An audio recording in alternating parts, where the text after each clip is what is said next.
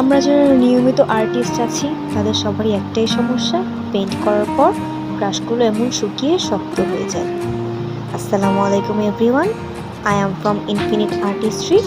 আজকে আমি আপনাদেরকে দেখাবো এই পেইন্ট করা শক্ত ব্রাশগুলোকে কিভাবে আবার আগের মতো করে ফিরিয়ে আনা যায়, সেই প্রসেসিংটাই।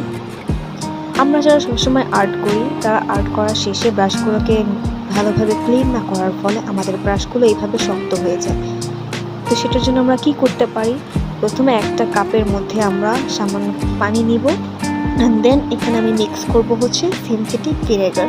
ভিনেগার আমাদের সবার বাসায় থাকে, সো সেইটাই আমরা এখানে ইউজ করব।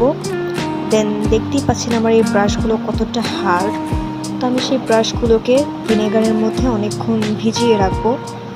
সো এখানে আমি আমার ব্রাশগুলোকে ভিনেগারে ডুবিয়েছি, অ্যান্ড 30 মিনিট পর যখন ভিনেগারগুলো একদম পুরো ব্রাশের ভিতর দিয়ে ফাঁকা দিয়ে ঢুকে যাবে, ঠিক সেই সময় আমি এসে চেক করবো আমার ব্রাশগুলো নরম হয়েছে কিনা।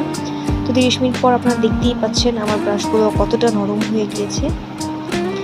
এই যে আমি দেখাচ্ছি, দেখুন ব্রাশগুলো ঠিক আগে যেরকম ছিল একদম ওই রকম হয়ে গিয়েছে।